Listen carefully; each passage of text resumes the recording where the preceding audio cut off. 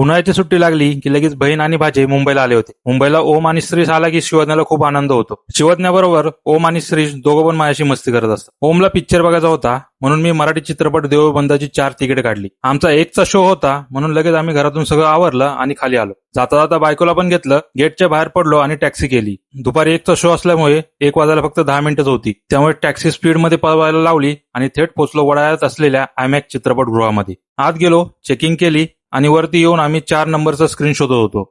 हा सिनेमा फक्त भक्तीवर आधारित नाही तर शेतकऱ्यांची अडचणी, कुटुंबाचा संघर्ष आणि माणसांच्या श्रद्धेवर कलाकारांचा अभिनय, विशेषतः मोहन जोशी आणि स्नेहल तरडे यांचा खूप प्रभावी मानला जातो. चित्रपटामध्ये भावनिक प्रसंग, कुटुंबासाठी धडपड आणि श्रद्धा अंधश्रद्धा यावर विचार मांडले आहेत. प्रेक्षकांचा प्रतिसाद मोठ्या प्रमाणात मिळाला असून चित्रपटाचे बॉक्स ऑफिसवर ही जोरदार कमाई केली आहे.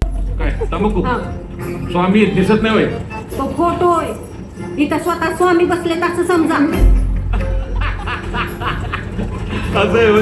मध्यंतरानंतर बाहेर आलो. खायला काय घ्यायचं म्हणून आम्ही स्क्रीन सगळी चापसून काढली. पॉपकॉर्न आणि 2 कोक घेतले. पिक्चर संपल्यानंतर बाहेर आलो, टॅक्सी केली आणि थेट पोहोचलो घरी आलो. गावावरनं भाचे आले आहेत म्हटल्यावर संध्याकाळी पाणीपुरीचा बेत केला होता. पहिली पाणपुरीची प्लेट शिवज्ञाला बनवून दिली. पाणपुरी भैयापेक्षाही भारी. शिवज्ञा पाणपुरी भरून खात होती. नंतर सगळेजण गोल करून बसलो आणि सगळ्यांनी पाणपुरीवर ताव मारला.